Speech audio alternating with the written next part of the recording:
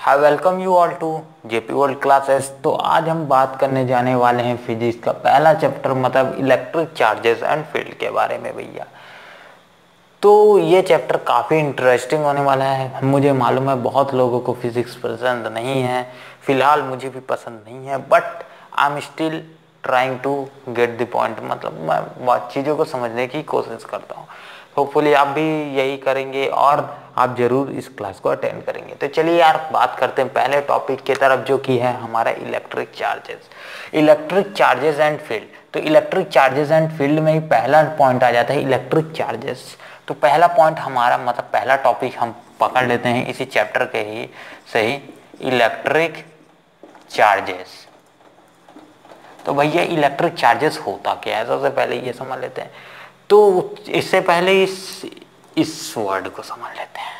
तो भैया ये चार्जेस क्या होता है? चार्जेस होते हैं इंट्रिंसिक प्रॉपर्टी हर एक मैटर की अपनी इंट्रिंसिक प्रॉपर्टी होती है चार्ज की, उसे क्या बोला जाता है? चार्जेस। तो बेसिकली हर एक मैटर की अपनी इंट्रिंसिक प्रॉपर्टीज होती है और उस इंट्रिंसिक प्रॉपर्टी को हम बोलते हैं चार्जेस। तो अगर चार्जेस की बात करूं तो जिसके कारण वो एक मैग्नेटिक और इलेक्ट्रिक फील्ड एक्सपीरियंस करते हैं अपने अराउंड, तो उसे क्या बोला जाता है? इलेक्ट्रिक चार्जेस के कारण जो फील्ड क्रिएट होता है उसे इलेक्ट्रिक फील्ड या फिर मैग्नेटिक फील्ड कहा जा सकता है।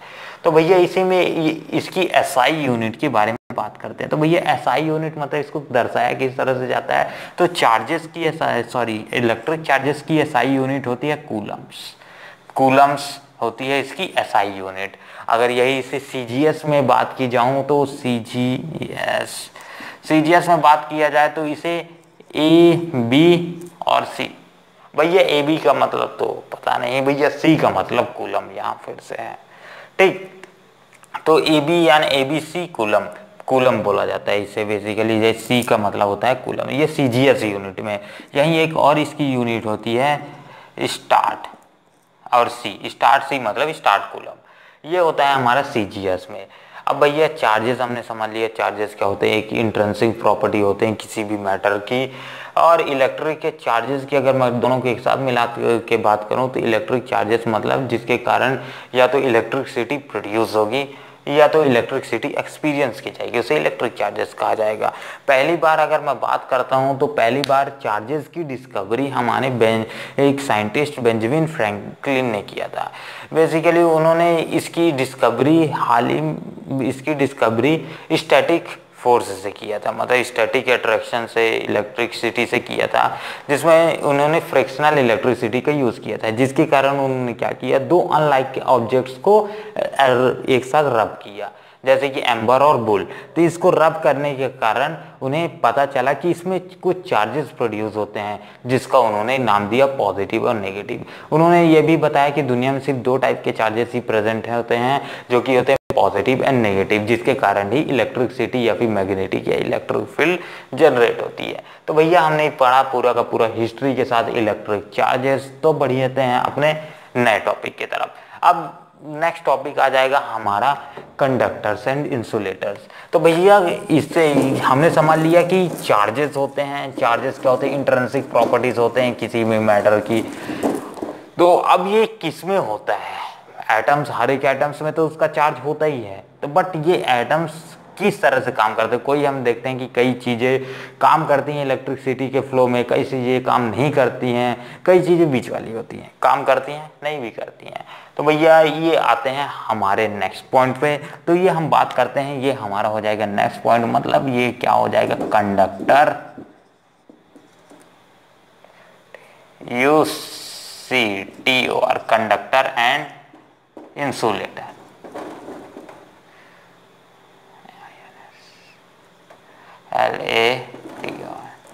कंडक्टर और इंसुलेटर की बात करते हैं। तो भैया कंडक्टर्स क्या होते हैं और इंसुलेटर्स क्या होते हैं, और इसी में एक चीज और आ जाएगी जो होता है हमारा बीच वाली सेमी कंडक्टर। तो ये तीन चीजें होती हैं,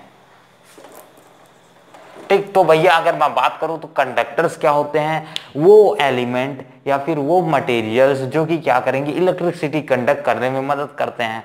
बेसिकली ये तो नॉर्मल सा एग्जांपल हो गया। इंसुलेटर जो इलेक्ट्रिसिटी कंडक्ट करने में मदद नहीं करते। सेमीकंडक्टर्स वो होते हैं जो कि मदद करते भी हैं, नहीं भी करते हैं।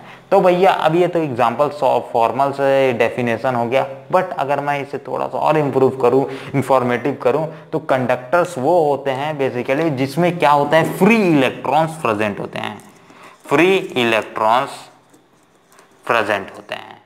ठीक, किसमें, कंडक्टर्स में प्रेजेंट होते हैं। वहीं इंसुलेटर्स में बात करूं तो free electron, lack of free electron, मतलब बहुत कम ही फ्री इलेक्ट्रॉन्स प्रेजेंट होते हैं। अगर सेमीकंडक्टर्स पर बात करूं तो इसमें फ्री इलेक्ट्रॉन्स होते हैं बट इतने ज्यादा नहीं होते कि वो फट से इलेक्ट्रिसिटी कंडक्ट करना चालू कर दे।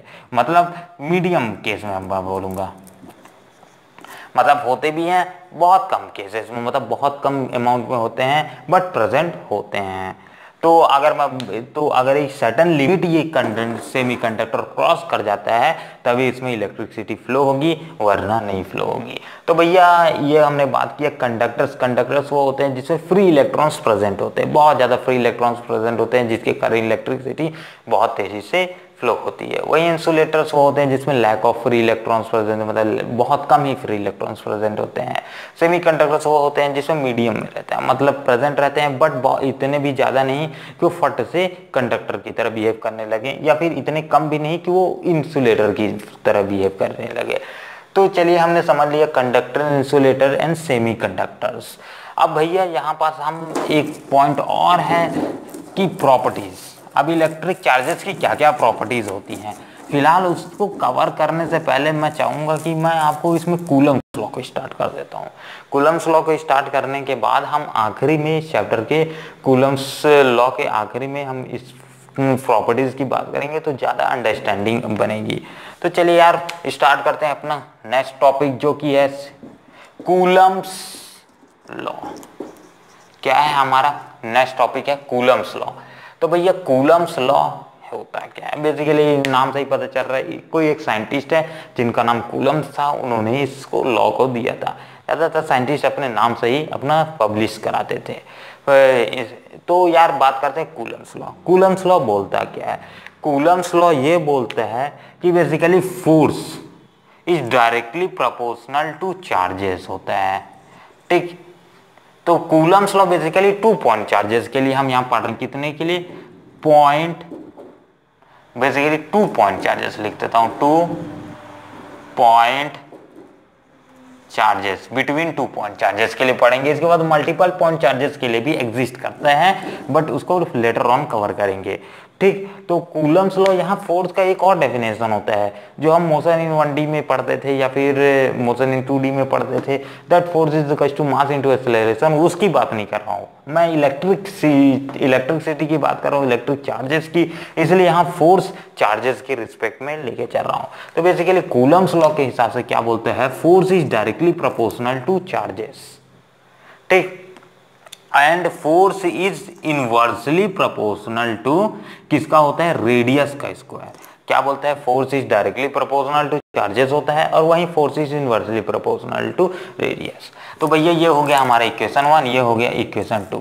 अब इन दोनों को मिला देते हैं तो फॉर्मली हमारा इक्वेशन कैसा बन जाएगा, फ्रॉम इक्वेशन 1 एंड 2 क्या लिख सकते हैं, directly proportional to Q1 Q2 by r square, इस तरह से लिख सकते हैं। अब डायरेक्टली प्रोपोर्शनलिटी साइन को हटाने के लिए हम क्या यूज करते हैं, एक कांस्टेंट, जो कि कांस्टेंट हमारा क्या होने वाला है, के मान लेते हैं सपोज करके, और ये Q1 Q2 by r square. अब ये के होता क्या है, यहाँ कांस्टेंट की जो ये वैल्यू होती है, इसकी वैल्यू क्या होती है, के की, अगर जो इसमें कांस्टेंट कूलम्स लॉ जो कांस्टेंट लेके चलते हैं उसकी वैल्यू के इज इक्वल टू क्या होता है, 1/4 पाई F7 को आप ध्यान दीजिएगा कि ये absolute permittivity of free space है, फिर या फिर परमिटिविटी ऑफ मीडियम, जैसा जैसा हम लेके चलेंगे। अभी तो F7 मैं लिखा हूँ नॉट, तो ये परमिटिविटी ऑफ फ्री स्पेस है, तो ये मेरा हो जाएगा के की वैल्यू। तो आप ध्यान रखिए जब अब F7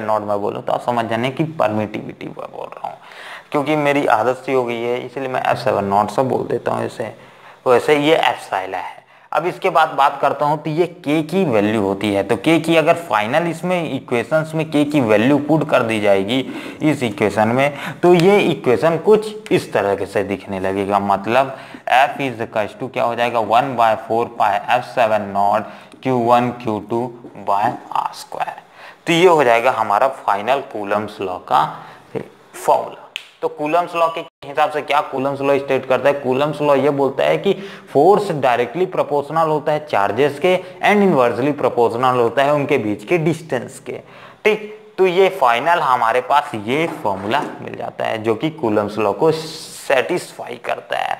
अब भैया इसमें कुछ चीज़ों को हमें समझना जरूरी है, जैसे कि इसके कुछ पॉइंट्स। तो Q यानी हो जाएगा बेसिकली दो चार्जेस, Q1 फर्स्ट चार्ज हो जाएगा, Q2 सेकंड चार्जेस हो जाएगा। अब यहीं एक चीज़ और समझ लेते हैं, जैसे कि यहाँ हमारे पास लिखा है क्या 4, सॉरी मैं बात कर रहा हूँ, तो ये पाई, ये 4 पाई तो ईजी सा है, पाई का वैल्यू 22/7, ये एफ साइला की वैल्यू, या फिर इन टोटल की वैल्यू मैं बात करूं तो मैं अगर 1/4 पाई f7 नॉट टोटल की वैल्यू की बात करता हूं तो ये होता है 9 × 10⁹ क्या होता है 9 × 10⁻⁴ newton metre square by coulomb square inverse.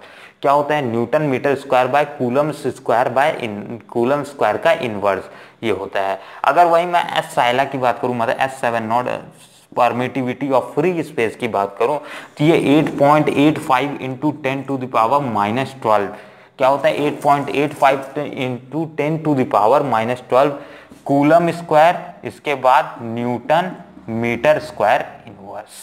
तो भैया ये होता है हमारा f7 नॉट की वैल्यू और ये पूरा टोटल 1/4 पाई f7 नॉट की वैल्यू।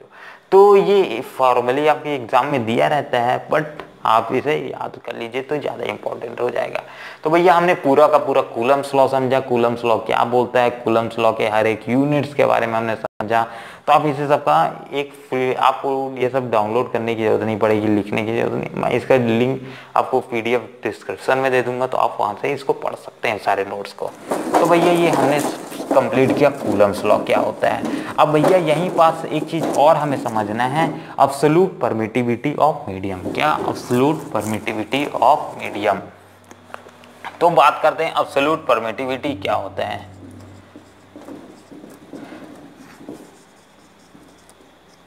मिटिविटी of medium.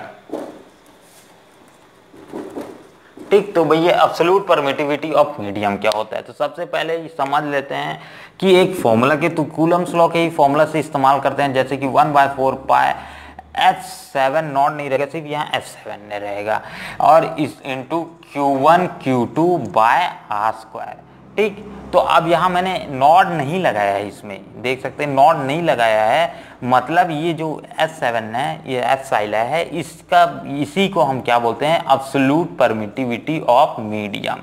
जो उससे पहले जो हमारे पास f7 नॉट था वो था परमिटिविटी ऑफ फ्री स्पेस। ठीक, तो यहाँ पास अगर मैं ये हो गया हमारा एब्सोल्यूट परमिटिविटी ऑफ मीडियम, इसी को बोला जाता है। अगर हम किसी मीडियम में लेके फोर्स को एक्सपीरियंस करते हैं, कूलम्स लॉ की बात करते हैं, तो हम इस फॉर्मूला का इस्तेमाल करते हैं, या फिर अगर हम उसके फ्री स्पेस में लेके बात करते हैं तो बेसिकली हम पुराने वाले फॉर्मूला को, मतलब f7 नॉट वाला फॉर्मूला को इस्तेमाल करते हैं। ठीक, और ये जो मीडियम रहता है इसका वैल्यू अगर आपको दिया रहेगा, ठीक, अगर मैं किसी मीडियम में लेके इस्तेमाल करता हूँ तो। अब यहाँ पास जो ये रेशियो होता है f7, मतलब परमिटिविटी ऑफ फ्री